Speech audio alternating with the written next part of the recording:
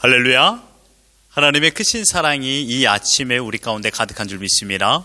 오늘 우리는 고린도전서 5장 1절로 13절의 본문을 통하여 거룩을 갈망하라 라는 제목으로 하나님의 말씀을 함께 나누도록 하겠습니다. 거룩해야 할 교회까지 더러움의 영이 침투하고 있는 현실입니다. 거룩을 지켜야 할 곳이 타락하면 더 심한 악취가 납니다. 더러운 곳에서 곰팡이는 매우 당연한 것입니다.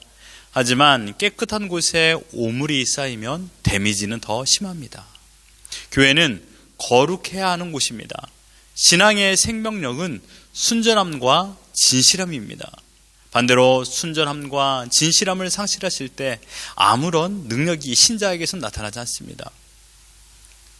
우리가 성경을 매일 보고 매일 기도하는 이유가 무엇입니까? 능력을 받기 위함입니다. 힘을 얻기 위한 것이죠. 왜 능력을 받아야 하며 힘을 얻어야 됩니까? 바로 거룩을 지키기 위한 것입니다. 내 힘으로 거룩을 지킬 수 없습니다. 내 의지만으로는 거룩의 기억도 행할 수 없습니다. 기도할 때 내 안에 있는 죄를 끊어버리고 말씀을 읽음으로 바른 길을 걸어갈 수 있기 때문입니다. 성경에서 거룩을 잃은 대표적인 사람이 나옵니다. 바로 삼손입니다. 그는 매우 강력한 능력을 가진 자였습니다. 선민 중에서도 부름을 받은 나실인이었습니다. 민족을 구원하고 해방의 기쁨을 감당할 수 있었던 그 시대의 영웅으로 삼손은 부름을 받았습니다. 하지만 그의 마음에는 언제나 육적인 유혹에 쉽게 빠지는 일들이 생겨났습니다. 거룩과 비거룩의 전쟁에 그는 쉽게 넘어졌습니다. 어쩌면 비거룩의 즐거움을 만끽하기 바란 자였습니다.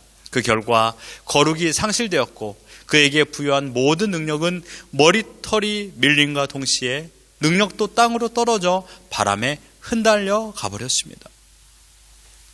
원수들의 조롱거리가 되었습니다. 재롱을 펴야 생명이 유지되는 비천한 자가 되어버렸습니다. 거룩을 상실할 때 눈 뽑힌 작은 삼손이 되는 것입니다. 우리도 여러분 다를 바가 없습니다. 믿음의 순전함을 놓친다면 세상과 다를 바가 없다라는 것이죠. 그러므로 거룩은 기독교인의 신자의 숙명입니다.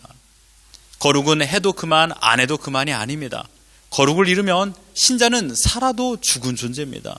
거룩은 살아있는 신자가 지켜야 할 최고의 사명입니다. 여러분, 죄가 무엇입니까? 죄는 거룩을 버리고 비거룩한 일을 행하는 것입니다. 우리는 어제도 거룩하지 못한 말과 행동과 생각 속에 살았습니다. 지난 과거에 묻혀 살아있을 때가 많았습니다. 거룩은 호흡을 가지고 살아가는 모든 우리에게 주어진 하나님의 명령입니다. 이 시간 거룩을 회복하여 하나님의 뜻대로 살아가는 우리 모두가 되기를 주님의 이름으로 축원합니다. 오늘 본문에 보았던 고린도 교회는요, 한마디의 특징이 있었습니다. 능력이 있었습니다. 믿음이 있었고 열정이 있었습니다. 그러나 또 한 가지 특징은 무엇이었습니까? 그 열정과 믿음이 사람에게 집중되었을 때 거룩이 파괴되었다는 것입니다.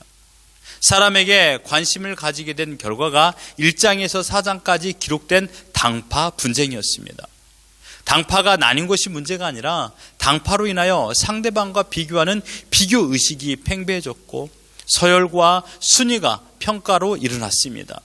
내가 상대방보다 우월하다라는 우월주의에 사로잡힌 사람들은 그때부터 비교와 평가의 노예가 되어버립니다.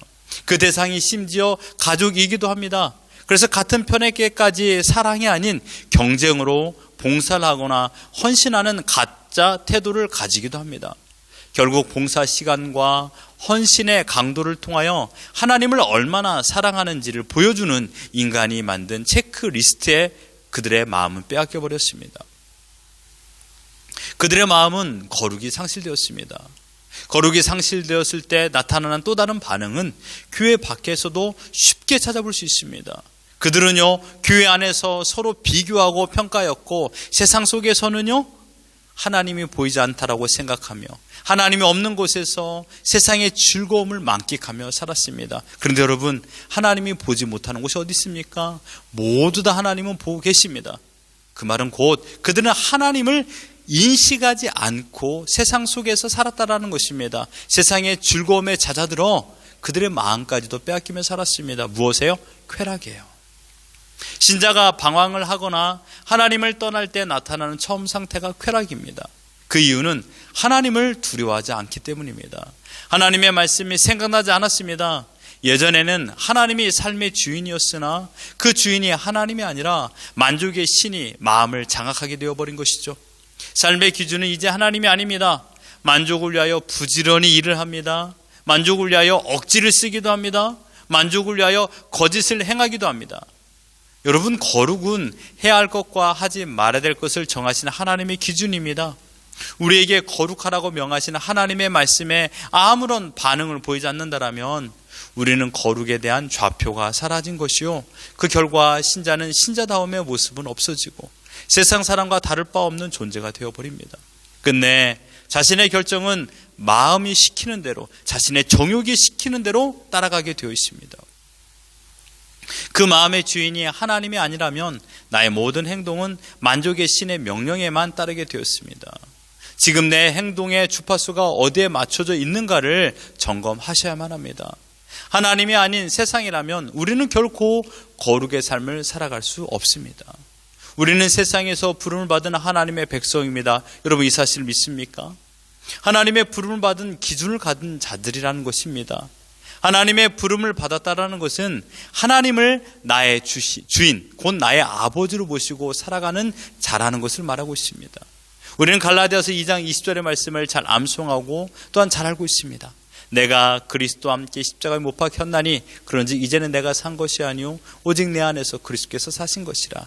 이제 내가 육체 가운데 사는 것은 나를 사랑하사 나를 위하여 자기 몸을 버리신 하나님의 아들을 믿는 믿음 안에서 사는 것이다 라고 말하고 있습니다. 거룩을 명령하시는 하나님은 우리를 하나님의 자녀 삼기 위하여 자기 아들, 독생자 아들 예수 그리스도를 죽이셨습니다. 그러므로 거룩은 하나님의 자녀로 임명받은 자에게 주어진 사명입니다.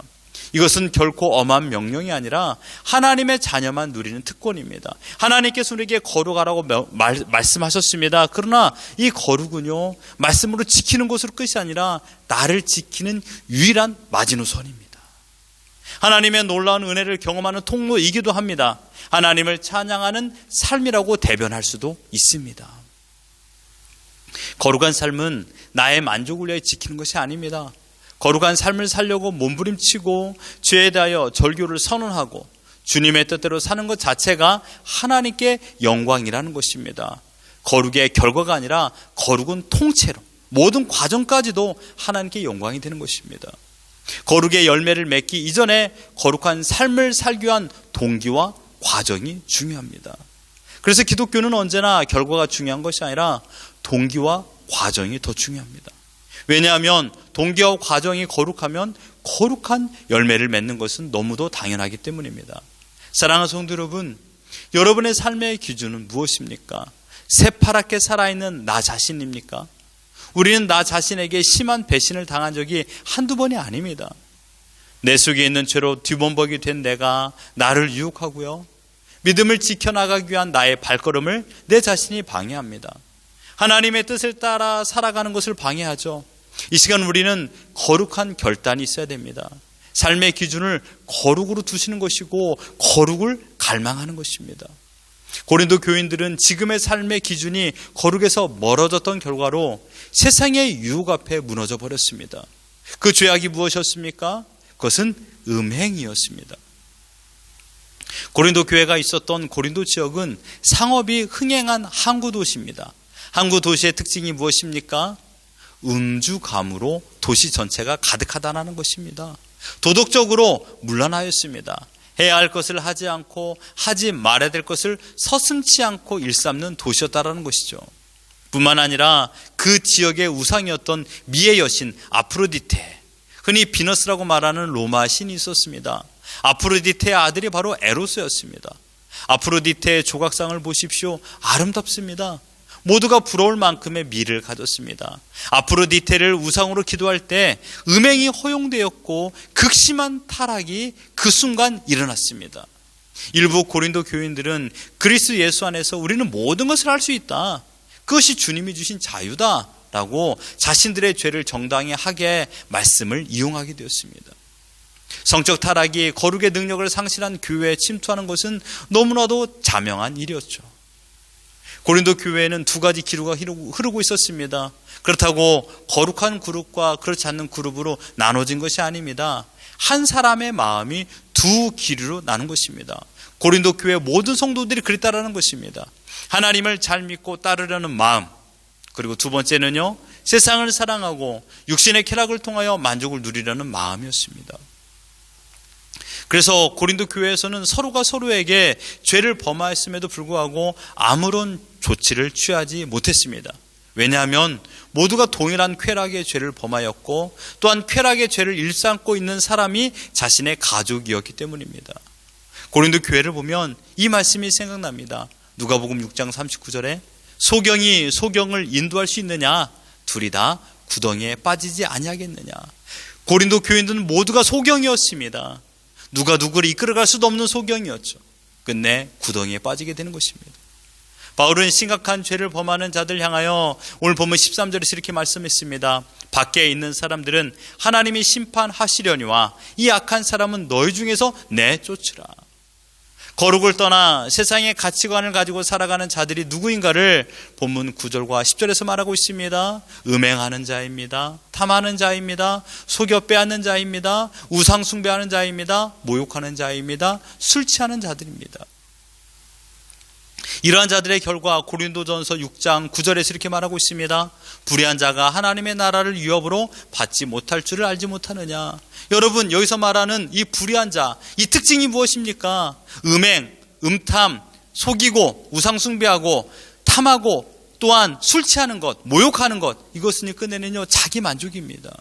만족함을 느끼지 못하니까, 하나님으로부터 만족하지 못하니까, 하나님께서 허락해 주신 것으로 만족하지 못하니까 세상 것을 통하여 만족을 누리려고 하는 것입니다. 자기 만족을 일삼는 자들을 의미하고 있는 것입니다. 끝내는 자기 자신이 만족의 신에 사로잡힌 것이죠. 거룩을 잃고 세상과 벗삼아 살아가는 자들의 결과는 죄송합니다 라는 말로 해결되지 못합니다. 하나님께서 정한 심판은 무엇입니까? 하나님의 나라를 위협으로 받지 못한다라고 말씀하고 있습니다. 사랑하는 성도 여러분, 처음 죄의 시작은 결코 무섭지 않습니다. 해볼만 합니다. 우습게 보입니다. 충분히 내가 컨트롤할 수 있을 거라고 생각합니다. 그러나 그 시작이 지속되어서 지금은 감당할 수 없을 만큼의 큰 사이즈가 되지 않았습니까? 여러분, 좋은 예가 바로 술입니다. 술을 처음 먹는 사람에게 하는 말이 있죠. 처음에는 사람이 술을 먹는다. 다음에는 술이 술을 먹는다. 그 다음에는 술이 사람을 먹는다, 이것입니다. 결과적으로 어떻게 될까요? 길바닥이 내 집이 되어버립니다. 아무 데서나 누워서 잠을 자는 것이죠. 내가 술을 감당하지 못한다는 얘기입니다. 본문 6절을 보십시오. 적은 누룩이 온 덩어리에 퍼지는 것을 알지 못하느냐. 감당치 못할 만큼 커진 죄는 우리 자신을 잠식합니다. 우리 자신이 죄에게 먹혀버렸다는 말입니다. 물론 본문에서 말하는 누룩은 어리석은 자랑을 비유한 것입니다. 자기 만족에 사로잡혀 당파로 나뉘어져 있었던 터라 자기 분파에 속한 자가 음행죄를 범했음에도 불구하고 자신들의 자존심을 지키기 위하여 징계하지 않고 방관하였다라는 것을 말하고 있습니다. 때문에 바울은 그들의 자랑을, 그들이 음행자를 방치할 만큼 부패한 지경에 이른 근본 원인으로 규정하고 그들의 자랑이 옳지 않음을 지적하고 있습니다. 하지만 거룩을 거부하고 죄를 출구하는 자들도 충분히 누룩과 같은 악한 영향을 받을 수 있다는 것입니다. 누룩은 아주 작은 조각입니다. 눈에 보이지도 않습니다. 그러나 반죽된 밀가루 전체를 부풀릴 만큼 강력한 영향력이 있습니다. 우리 인생에서도 한 번의 죄라고 쉽게 여길 수 있지만 그 죄의 짜릿함은 내 생각을 장악합니다. 한 번 죄를 범하였을 때 맛보았던 그 짜릿함은요, 내 모든 생각을 주관하고 있습니다. 항상 죄의 짜릿함을 기대하며 하루하루를 살아갑니다. 그 죄는 한 가지로 멈추지 않습니다. 죄는 또 다른 죄를 낳습니다. 더 강도 높은 죄를 요구합니다. 그리고 죄는 내가 조절할 수 있는 영역을 벗어납니다. 우리의 감정 중에 마음 미움을 예로 들어본다면 상대방을 미워하는 마음이 생겼습니다. 처음에는 한 가지 이유 때문에 미워했습니다. 신자라면 미워했다는 마음 때문에 괴롭죠. 그래서 미워하지 말아야 되지 하고 회개하고 다짐합니다. 하지만 미움이라는 누룩이 좀처럼 사라지지 않죠. 계속 미움이 커져만 갑니다. 한두 가지가 아니라 이제는 상대방의 말하는 목소리조차 듣기 싫습니다. 왜 이러한 결과가 되었습니까? 처음 미움의 마음을 방치했기 때문입니다. 내 마음에 그냥 미움이 들어온 것을 외면했기 때문입니다. 이제는 내가 컨트롤할 수 없을 정도로 큰 사이즈가 되어버렸습니다. 거룩도 이와 마찬가지입니다. 한 번의 거룩한 다짐도 누룩과 같습니다. 거룩한 생각, 거룩한 말, 거룩한 행동, 점점 거룩의 영향력도 강력하게 나의 삶을 장악합니다. 가정을 거룩하게 지키는 것도, 교회의 거룩을 지키는 것도 한 사람부터, 한 마음부터입니다. 예수님께서 이 땅에 오셨을 때 이스라엘 비롯한 온 세계는 죄로 인하여 어둠이 가득했습니다. 예수님은 그 어둠 속에 빛으로 오셨습니다. 완벽한 구별됨으로 오셨죠. 어둠 속에서 한 줄기 빛입니다. 여러분, 구별 아닙니까? 그 한 줄기 빛이 온 세상을 밝게 만들었습니다. 그렇습니다. 모두가 거룩할 때 교회가 거룩해지는 것이 아닙니다. 한 사람의 거룩한 영향력이 교회 전체에 영향을 미칩니다. 우리의 생명력과 능력은 거룩한 믿음에서 발생합니다. 이제 우리가 해야 될 것이 있습니다. 위에서 저는 거룩은 기독교인의 숙명이라고 했습니다. 해도 그만, 안 해도 그만이 아닙니다. 선택사항이 아님에도 불구하고 저는 여러분에게 선택을 하시려면 거룩을 선택하라고 권하고 싶습니다. 우리는 자유의지가 있습니다. 여러분, 이것을 오해하지 마십시오. 여기에서 자유의지는 악을 택할 자유의지가 있는 것이 아니라는 것입니다. 하나님께서 우리에게 자유의지를 주어 죄를 선택하는 것을 허용하시지 않습니다. 우리는 선을 택할 자유의지를 가지게 된 것입니다. 우리의 의지를 완전 억압하여 마치 로봇처럼 만들지 않으셨습니다. 전적 자기 의지를 가지고 거룩을 택하게 하나님께서 자유의지를 허락하여 주셨습니다. 이것저것을 선택할 의지가 아니라는 것입니다. 지금 우리는 거룩한 길로 나아가야 됩니다. 세상의 많은 문들 중에 거룩한 문을 향하여 거룩한 길을 걸어야 됩니다. 그러기 위하여 우리가 해야 될 것은 거룩한 생각, 곧 거룩한 묵상입니다. 구별된 생각입니다. 생각으로 범죄하기가 행동으로 범죄하기보다 쉽습니다. 말하기 이전에, 행동으로 옮기기 전에 우리는 생각으로 범죄할 때가 더 많이 있습니다. 그러므로 여러분, 먼저 생각을 구별되이 가지셔야 됩니다. 고린도 교인들의 생각은 이미 자기 만족의 포로가 되어버렸다는 것입니다. 이 시대에 기독교를 위협하는 사상들이 가득합니다. 심지어 기독교로 포장되어 우리 앞에 있는 것들도 있습니다. 바른 사상, 곧 바른 믿음이 기초가 되어야 됩니다. 바른 믿음, 곧 바른 생각을 여러분 가지셔야 됩니다. 그것은 바로 거룩을 갈망하는 것입니다. 거룩한 생각을 가질 때 거룩한 말을 하게 됩니다. 우리의 말이 거룩한가를 매일 점검하십시오. 고린도 교회의 팽배한 판단과 정죄가 지금 우리 입에 너무나도 자연스럽지 않습니까? 판단과 정죄가 내 입에서 불편해져야 됩니다. 내 마음속에서 미움이 불편해져야 됩니다. 상대방과 비교하는 마음이 불편해져야 됩니다. 또한 내가 비관하는 것들, 이런 것들이 내 마음에서 불편해져야 됩니다. 그런데요, 우리는 남을 미워하고요, 원망과 불평하는 것이 내 마음에서 너무나도 자연스럽게 일어나고 있다는 것입니다. 이 자연스러움을 막아야 됩니다. 사랑하는 성도 여러분, 선한 말이 자연스러워야 됩니다. 사랑의 언어가 자연스러워야 됩니다. 감사와 기쁨이 자연스러워져야 됩니다. 우리 입에서 판단과 정죄가 사라지고, 또한 남을 높여주고 배려하고 섬기는 말이 자연스러워져야 됩니다. 내 입이 거룩해지기를 축원합니다. 악한 말이 내 입에서 불편하게 만드셔야 됩니다. 마지막으로 행동의 거룩이 필요합니다. 생각과 말이 거룩할 때 거룩한 행동, 곧 삶은 거룩해질 수밖에 없다라는 것입니다. 주님을 생각하고 주님의 말을 하고 주님과 함께 걸어간다라면 어떻게 주님과 멀어진 인생을 살 수 있겠습니까? 매일마다 우리가 소망합니다. 나 주님의 기쁨 되기 원하네. 거룩은 다른 게 아닙니다. 하나님의 기쁨이 되는 인생을 살려고 다짐하는 것입니다. 다짐뿐만 아니라 나의 삶에서, 나의 말에서, 나의 생각에서 하나님의 기쁨이 되는 것, 하나님을 기쁘시게 해드리는 마음을 갖는 것, 이게 바로 거룩입니다. 내가 건강한 믿음을 소유했다라고 생각하십니까? 하나님을 잘 믿고 순종한다라고 생각하십니까? 그렇다면 무엇으로 증명할 수 있을까요? 끝내는 내 삶에서 주님의 기쁨이 되는 인생을 살아가는 것입니다. 서두에 말씀드렸듯이 우리가 기도하고 말씀을 많이 읽는 이유는 하나님의 뜻을 따라 살기 위함입니다. 하나님의 기쁨이 되기 위한 것이죠. 내 속에서 내 뜻대로 살아가려는 주파수를 모조리 없애기 위하여 기도하고 말씀을 보는 것입니다. 결과적으로 죄를 범하지 않는 거룩한 삶을 살기 위한 것입니다. 바울은 나를 본받는 자가 되라라고 말씀했습니다. 그는 철저히 복음 안에서 새롭게 태어나 복음 안에서 살았습니다. 우리가 거룩을 지향한다 할지라도 그 근거가 자신이 되어서는 안 됩니다. 그것은 세상 종교와 다를 바가 없습니다. 자기 만족인 거죠. 인본주의입니다.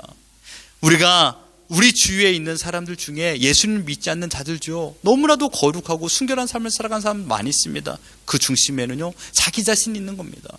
기독교는 그렇지 않습니다. 우리의 거룩의 근거는 내가 아니라 오직 예수 그리스도인 줄 믿습니다. 예수 그리스도의 보혈, 곧 십자가와 그 능력으로 우리는 거룩한 자가 되는 것입니다. 거룩한 순결을 지켜나가는 것은 보혈의 능력이 지금도 살아있기 때문입니다. 죽은 보혈이 아닙니다. 죽은 십자가가 아닙니다. 복음은 지금도 살아서 우리의 거룩을 지켜주시고 우리의 마음을 이끄시며 거룩을 갈망하도록 성령 하나님께서 우리를 주관하고 계십니다. 내가 나의 거룩을 지키는 것이 아닌 복음이 우리를 거룩한 길로 이끄시고 있다라는 것입니다.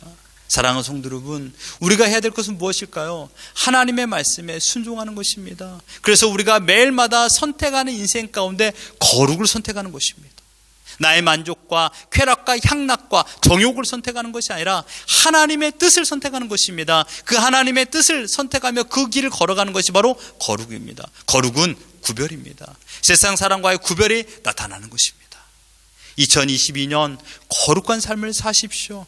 거룩을 갈망하십시오. 무엇보다 하나님의 기쁨이 되기 위하여 오늘을 살아가는 것입니다.